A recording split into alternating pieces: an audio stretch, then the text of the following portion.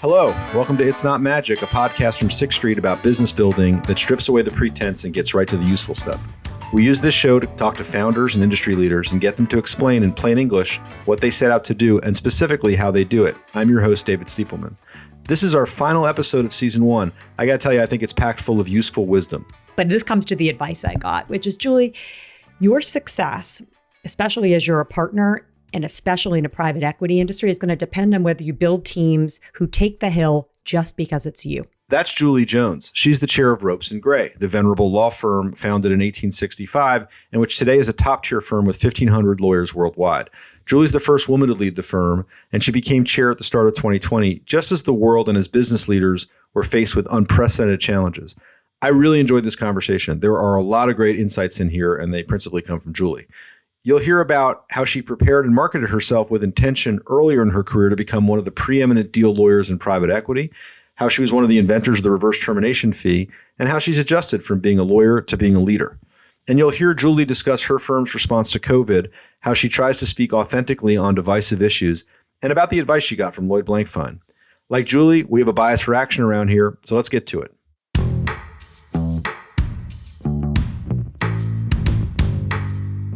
Okay, so it's summertime, and of course it's 39 degrees and cloudy and foggy in San Francisco, but we have 6th Street Summer Fellows, you have Ropes & Gray, summer associates all over the place, and they're thinking about their lives and what are they going to do and what are they going to work on. And I'm curious, Julie, like when you got to the firm, did you know you wanted to be a deal lawyer, a transactional lawyer, or how did you arrive at that? Yeah, it's a great question because law school trains you to be a litigator more than a corporate lawyer. But by the time I started, even as a summer associate practicing law, I knew that corporate was for me, David. I loved the pace of it. I loved negotiating things. I liked counseling. It's not like I was counseling in the boardroom or the C-suite when I was a summer associate or a brand new associate, but I could see what partners were doing. Yeah. And it just felt like the best combination of skills and flexibility. And I was an econ major. And so partly understanding the business world was a great interest to me. So that's how I ended up in the deal world. But I didn't start out as a private equity M&A lawyer. I started out as an IPO lawyer. And then my career kind of morphed over the years to doing more and more mergers. And ultimately, I ended up as principally a private equity deal lawyer. And was that kind of happenstance? You saw it and you got staffed on deals and you just started getting good at it? Or did you kind of point yourself in a direction? I'm thinking about the summer associate who might be listening to this thinking, how did she do it? And am I supposed to be thinking about what I like to do every day, or should I just like kind of go with the wave? Yeah, well, we hit the year 2000 and turned out that the tech IPOs were not to be found. And I was at that point a 5th-year associate and decided wait, there are other things I could do. And I decided I needed to market myself internally a little bit differently by going to partners and saying, hey, I think I could do that. I know the public company world. The private equity industry was starting to morph too. The deals were getting bigger. Public companies from time to time were the targets, David. And I knew that world. So I told a lot of people hey, I can do that. And turned out you fake it until you make it a little bit. Then I just met the smartest, most interesting, demanding, smartest people. And that's what made it sticky. You're talking about your clients or your colleagues or both? More the clients than the colleagues, but both. You have to be at your best, and there is something that's really exciting about that. The adrenaline that courses through your veins when you're doing tough deals, creating solutions for things. You can't match that in other parts of the law world, I think. I agree with you. Let's linger on the sort of marketing yourself. I've read elsewhere you've talked about advice that you would give, I think in particular to young women, but young lawyers presumably of all kinds, about building a brand. And what do you mean by that? And how did you specifically do that aside from raising your hand and saying, hey, I can do that too? Well, building a brand, I think, involves two things. It is choosing an area of focus of something that you think you'd be good at and that there'll be a need for.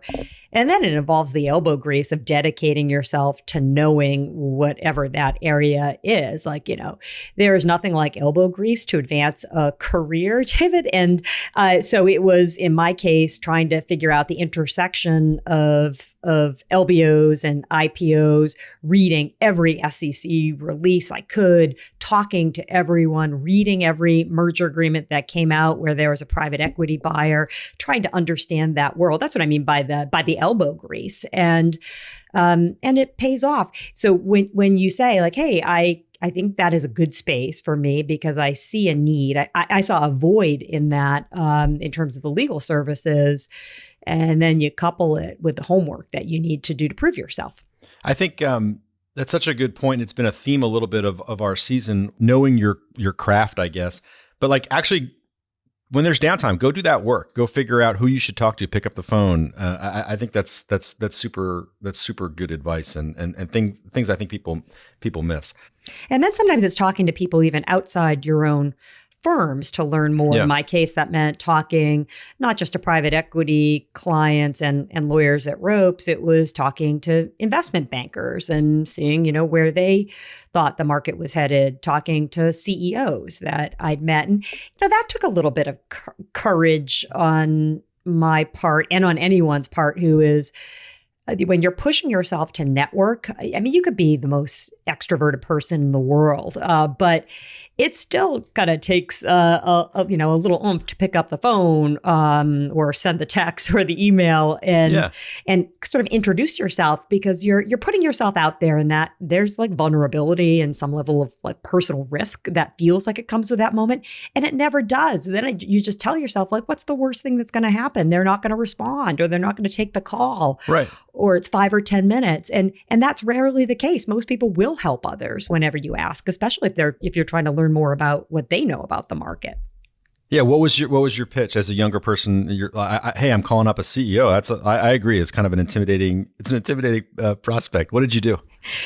Yeah, I mean, when I would call, I would first be humble and say, you may not remember me. I'd start with that, but then I would say, I'm trying to learn from you. I find that as long as it's an authentic piece of flattery, that gets you a long way.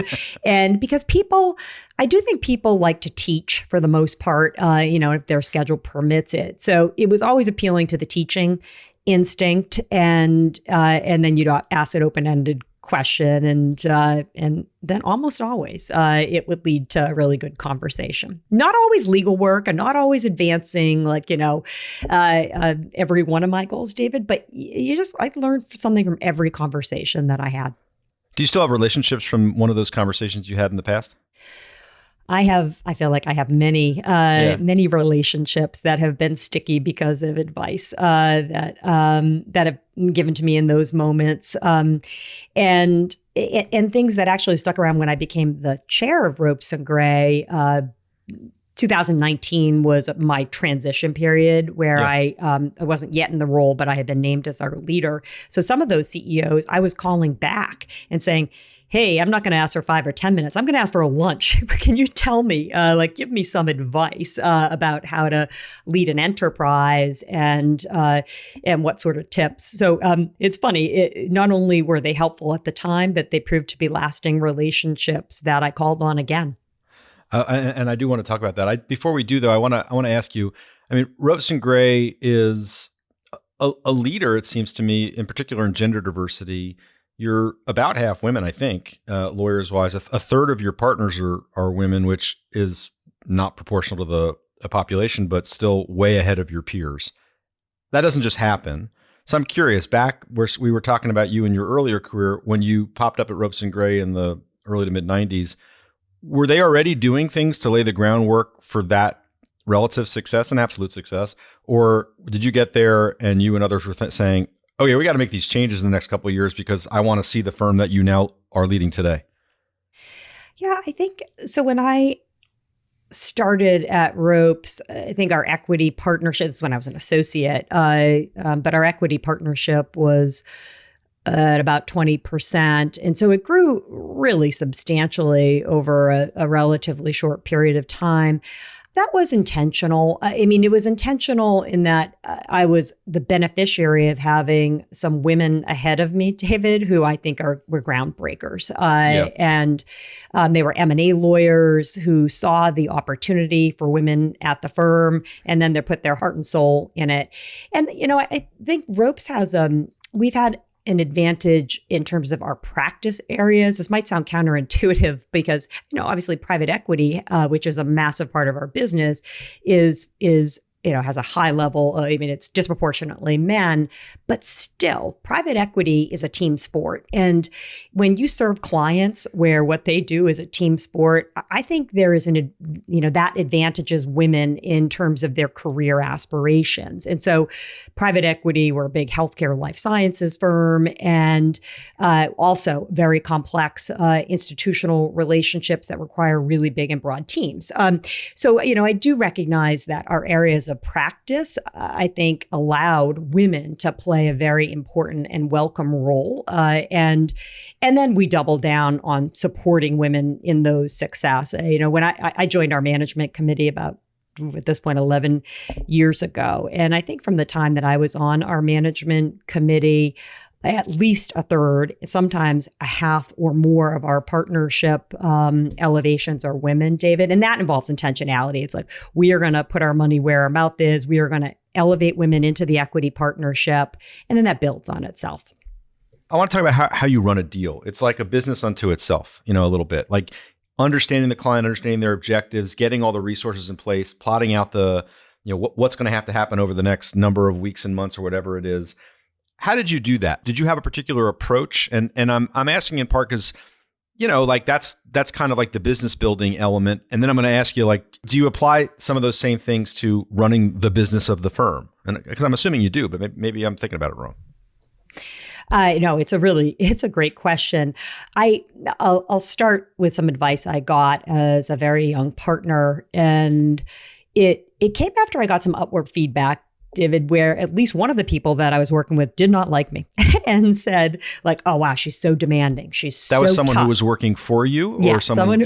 Someone who was working for me, and maybe like some people who get upward feedback, my reaction was, oh, well, no, they can't have been right. And it's a demanding job and blah, blah, blah. But this comes to the advice I got, which is, Julie, your success, especially as you're a partner and especially in a private equity industry, is going to depend on whether you build teams who take the hill just because it's you. And how do you get that? You get that by being loyal, by showing them the teaching and training that you think that every associate should get, but requires a partner to do it. So my ability to serve clients well on these big deals involved a lot of groundwork in training and mentoring over years, so that when you have the particularly complex, really thorny projects where you need, I think SunGard, which was a deal that I represented the private equity sponsorship group on, we had 200 plus lawyers working on that deal. Talk about that deal, because that's kind of a legendary deal in the industry, and that was you. So talk about that. Yeah.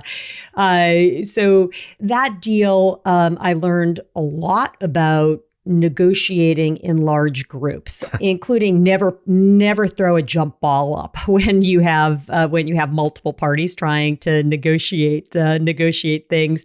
But one thing I particularly remember about that is the need to every day wake up and say, my job isn't to be a lawyer. It was certainly that. My job is to be a problem solver. And that's something that I've carried through almost every day of my career, and very much as the head of the firm. It's like, okay, how do I need to solve today's problems? How do I need to take things, off the plate of clients who are also doing something completely new?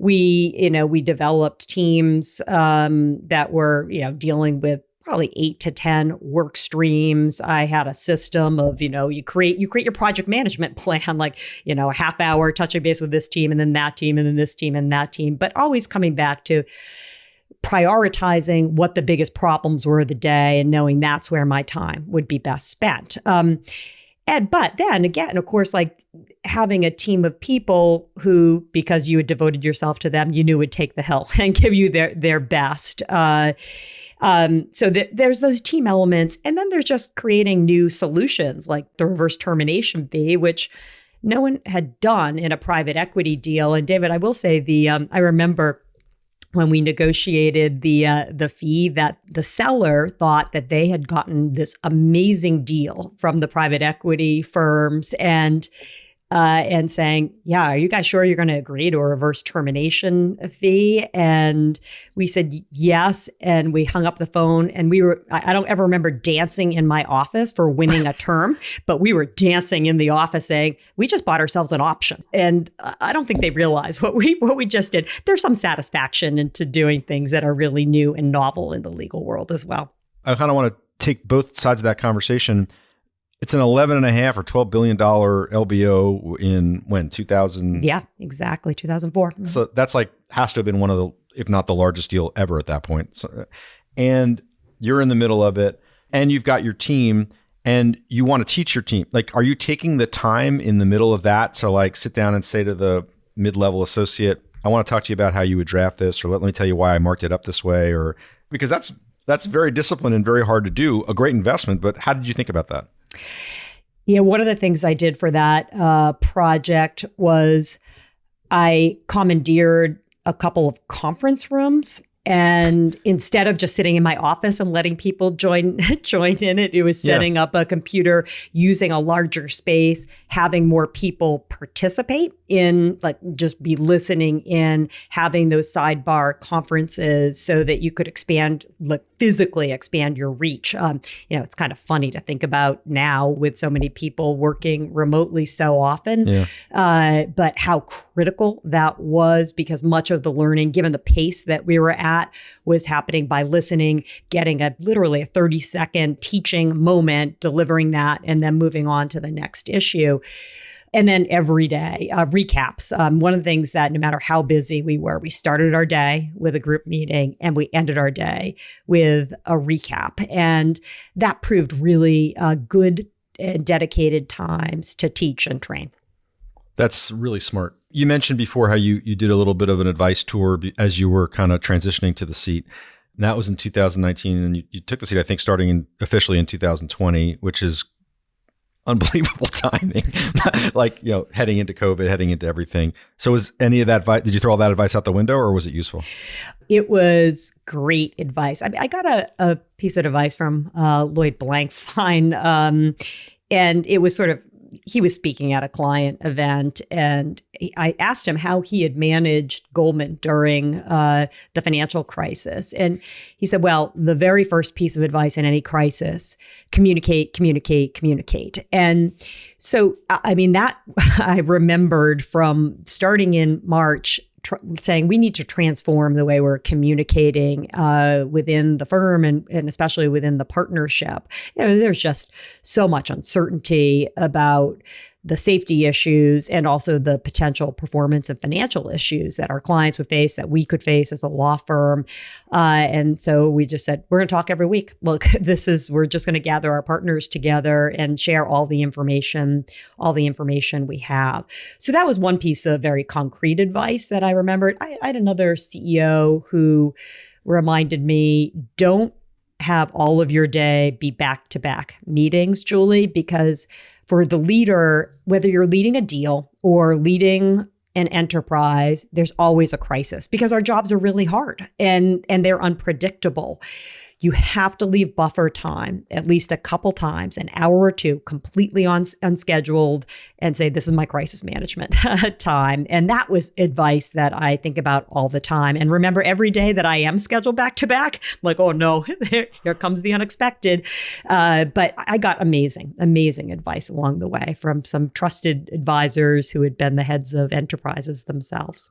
So far, as we're talking, I'm seeing a through line of your life as a deal lawyer and a lot of the skills and insights that you kind of distilled down to becoming a leader of the firm. Are there things that you had to get good at that you just had never done before? New muscles? Yes, I think there were a lot of new muscles, including I think as a person, I'm relatively impatient and I have a bias to action. And at some points, I needed to slow down to make sure that I was absorbing all of the information, especially when they were areas that I didn't know as well. Like I mean, spending hours making sure that I understood actually how our technology systems worked, both because when your business becomes entirely remote, you need to understand how you're operating, and because the people that are doing that work deserve to be heard. And for a moment, for the head of the enterprise to understand where their worries are and share them. And I think at the beginning, I just thought, well, if there's nothing I can do with this information, I probably shouldn't spend my time in this meeting. I need to act. Because, as a lawyer, that is the case, that you have to be doing that. And as a leader, there's a bit more time you need to spend on listening and just being there to support people. And action isn't always needed to achieve that part of your job description. So what does that look like? That's listening and emoting. It's and I'm not diminishing that. I shouldn't say it that way, but you know what I mean. Or what is that? What does that look like for you? Yeah, no, I think it's making sure that whether it's a process function at the firm or it's an area of practice that wasn't a part of my personal history as a lawyer, that I am dedicating part of my schedule to spending time with them and just asking them to tell me where are their worries and what's their vision and strategy, where's the opportunity, and occasionally even just hearing that smart people can add some value. And they can also remind the person on the other side that they're not alone in shouldering those worries. And they're definitely not alone in knowing like what we need to do to seize those moments and those opportunities. And I think it comes down to just pure time, listening, and then trying to gather those insights. And the other thing I would say that's different about being the head of the firm, even than leader of a deal, is I have a bit of a reputation for being detail oriented and a tiny bit of a control freak. And I have to resist that temptation. Ropes we're a $2 billion enterprise. We've got 3,000 people, and I can't do everything. And that takes, for me, just a little bit of courage, letting go and relying on your ability to have great people who can spot the issues and bring the right ones to you.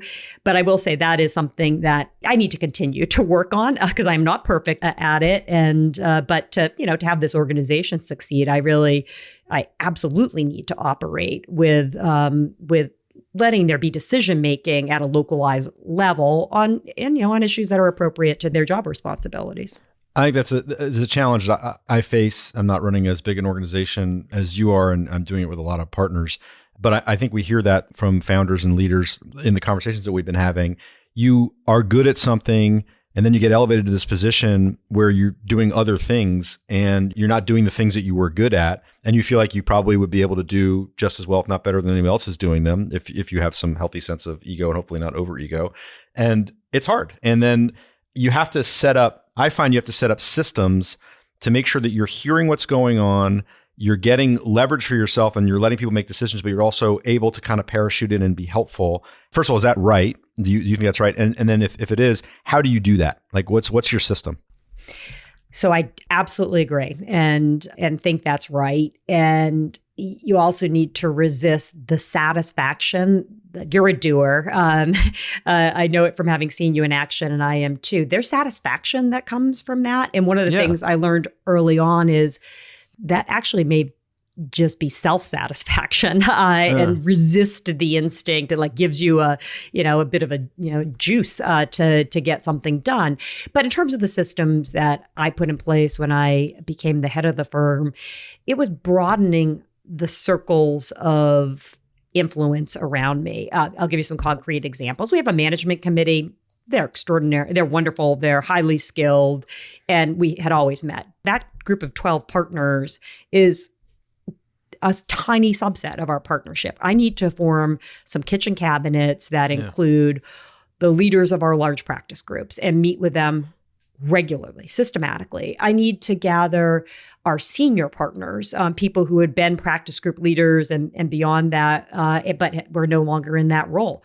We need to meet, every month and get their insight. And I need to set in place systems that allow that. I need to meet with our support leadership team about once a month in order just to have these hearing tours. So, and again, process is very strange for a lawyer to have process be a weakness, but I found like I absolutely needed to insist on those things because I didn't think it was my strength, but so that I had the system and then couldn't get caught up in the, I'm really busy and I'll get to that next month. I'll go sit down with these, very important and helpful senior partners in Q2, not Q1.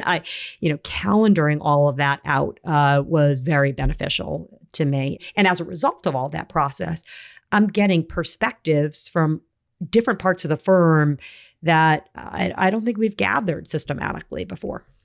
I think that being intentional about that, I think is so, and you're right, calendaring it out, like actually looking forward and saying, I'm going to be doing this for the next year systematically is not the way I thought about organizing my life, prior to being in a seat like this. Sounds like you didn't either.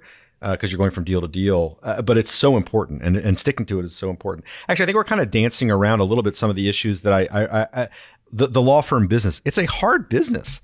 Like the business model is kind of, if you think about it, it's kind of crazy, right? You said 3,000 people. You have like 15. Half of them are lawyers. Half of them are non-legal staff. Yeah. 1,500 lawyers. Your product is their judgment, which means they've got to be around for a while to develop that judgment.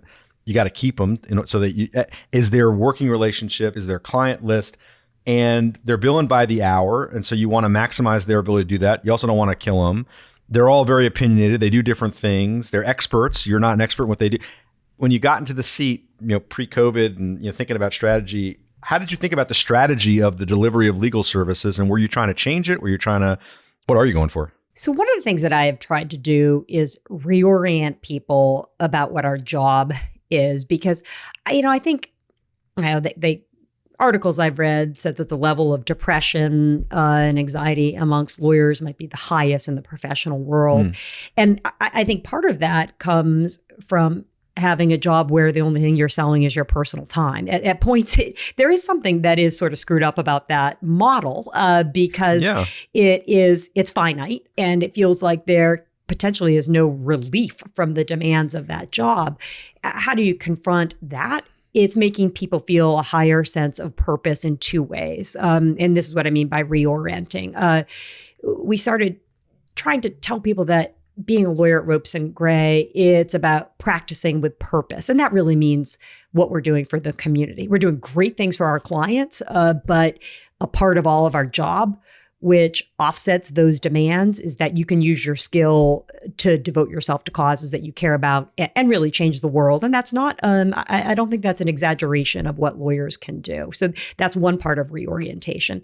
The other part of reorienting the way people think about their role as a Ropes and Gray lawyer is that our job isn't to bill by the hour. Our job is to develop the strongest client relationships in the world. And if you had to ask me what our vision and our mission is, it's build the strongest client relationships. And so when you think about your job as relationship oriented, then like, okay, yeah, my job is to solve that client's problem. My job is, whether that's buying the company, whether it's, getting out of that litigation. There are a lot of different ways you can think about problem solving for lawyers.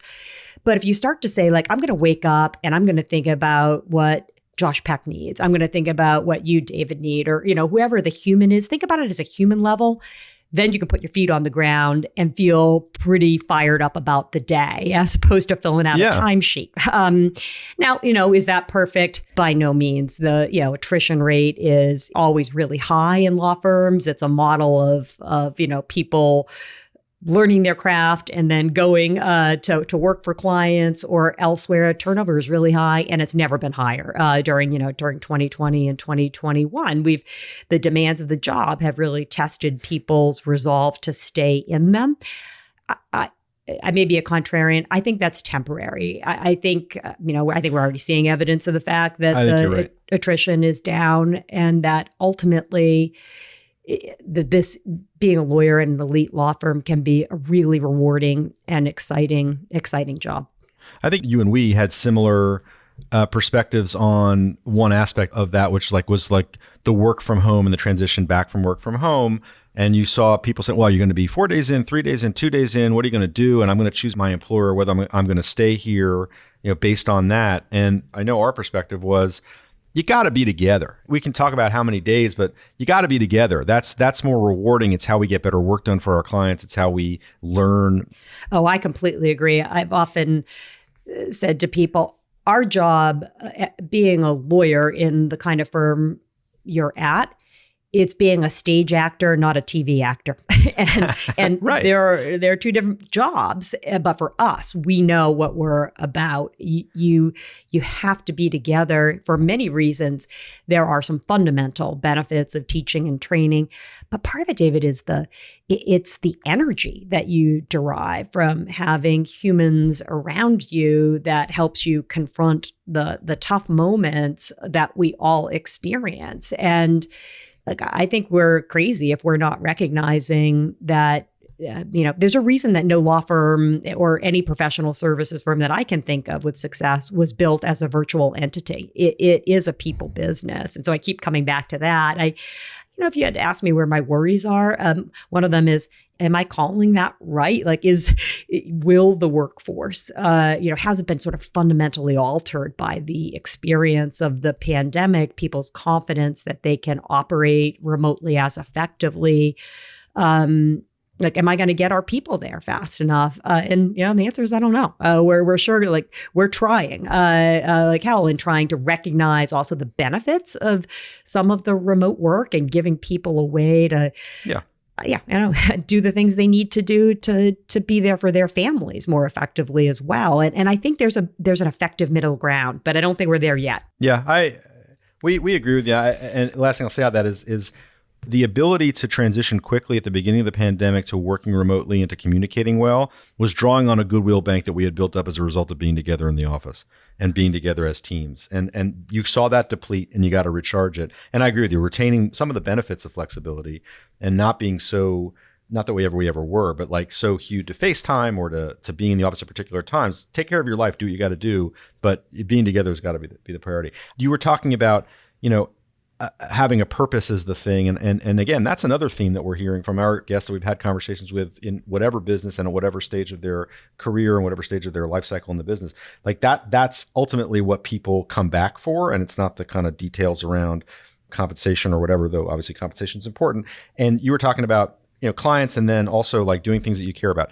Long build up to this question, which is Ropes and Gray has done some amazing pro bono work. You guys worked on the Obergefell case, which legalized same-sex marriage.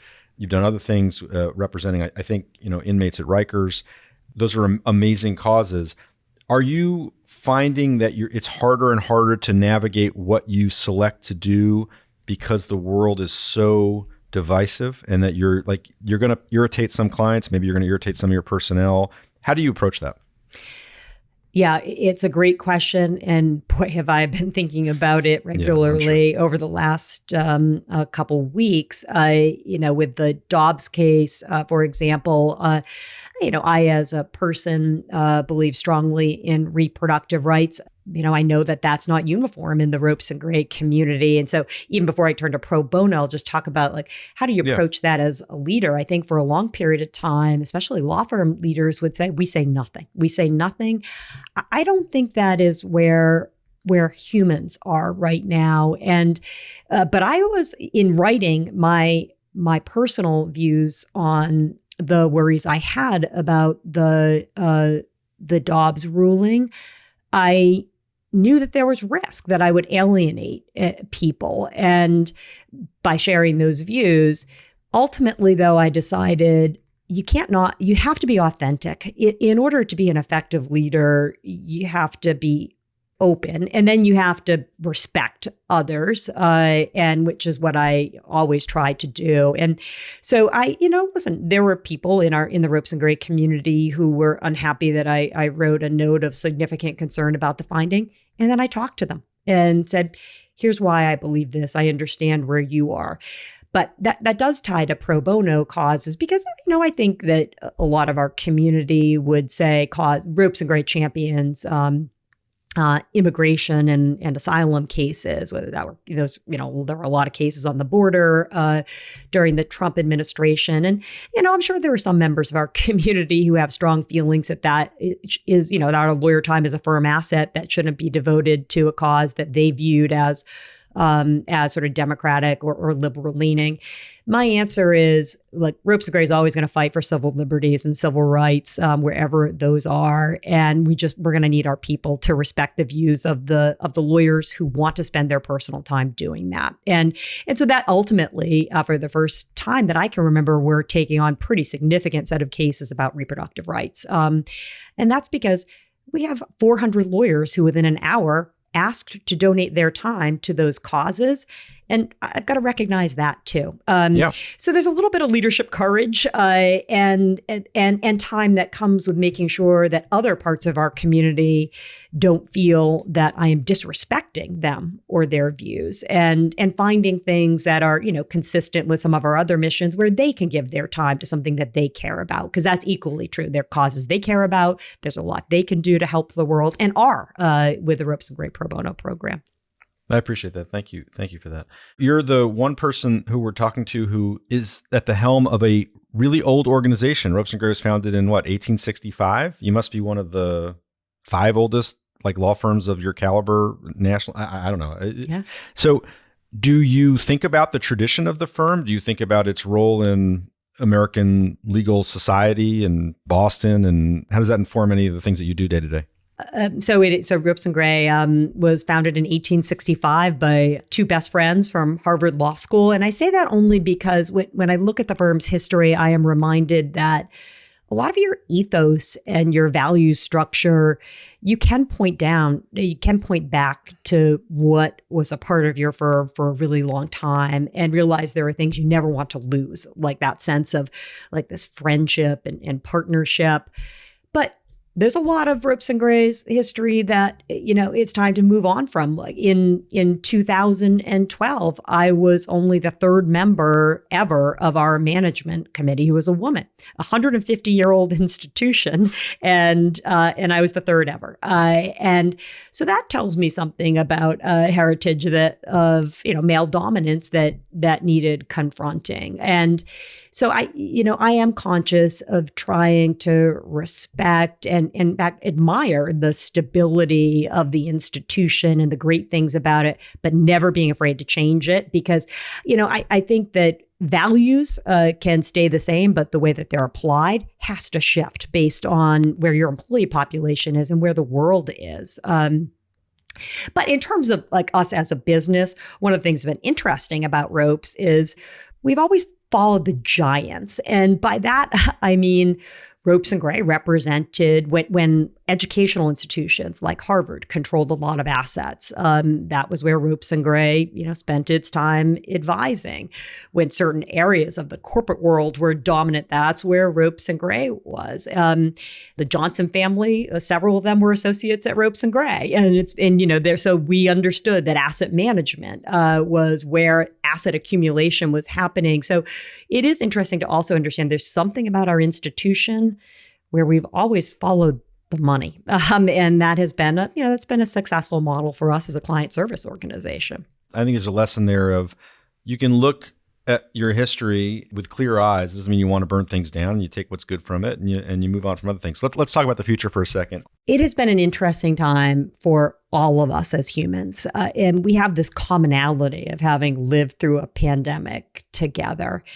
And I think there's opportunity there because it's hard to think other than war, David, of something that has been so significant to human existence. Now, for you and for 6th Street and for me and Ropes and Gray, a big part of the challenge was navigating the incredible demands on people's time. In addition to the safety issues that people felt, people have been through a lot. And while sometimes that feels very heavy, oh my gosh, we have all these challenges. I can't believe I took over during, these horrible times. I'm looking at it in a different way, saying it is a uniquely human challenge, and businesses that can do and address those issues the best are going to win.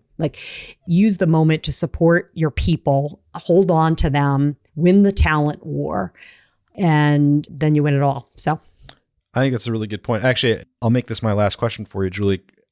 There's all the things that you just talked about, and then you have to create boundaries for yourself so you can continue to be an effective leader and thoughtful and creative. And it's true for everybody, but maybe in particular for you. How are you doing that? How are you managing that personally? It's hard not to be very intense about a job where you feel like there's 3,000 people that are depending on me. But I've developed techniques, and I encourage everyone listening to do so. Like, there are periods of like, oh, I can't even get my run in because I have to do this, that. And then I just said, forget it. Like I have to run. That clears my head. It's fundamental to my keeping anxiety down and worries down. And so the boundaries, I'd be misrepresenting if I said I was a great example of boundary setting, other than to learn about what helps you best confront whatever anxieties you hold as a person. So think about it, know what that is. I know for some people, it's not just running; it's some other form of exercise. And but make your list and then stick to it, because that's an investment in yourself. Yeah, I think that's really good advice. I'm gonna leave it there, other than to say I always love talking to you, Julie. Thank you so much for taking the time. I think our listeners are gonna really benefit from listening to you, and we'll talk soon, I hope. Thank you for letting me join you. This has been really fun. That was Julie Jones. She joined us for a conversation on July 6th, 2022. We learned so much in the time that she was with us.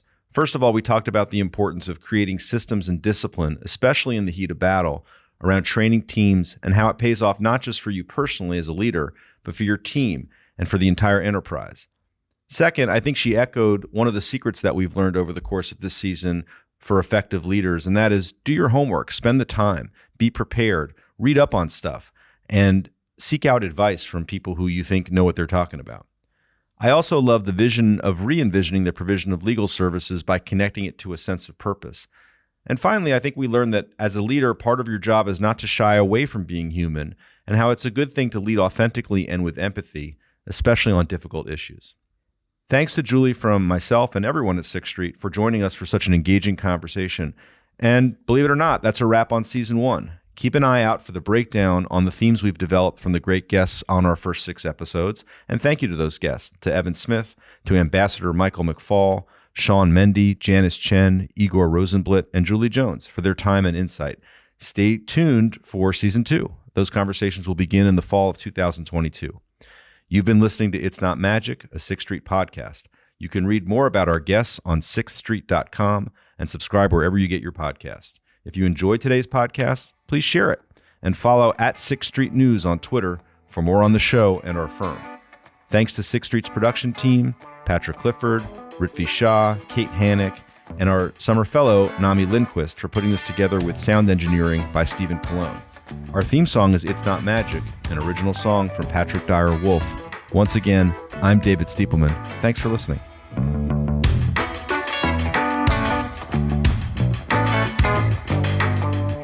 The views expressed in this podcast are not necessarily those of 6th Street, and 6th Street is not providing any financial, economic, legal, accounting, or tax advice or recommendations in this podcast. In addition, the receipt of or listening to this podcast is not to be taken as constituting the giving of investment advice by 6th Street.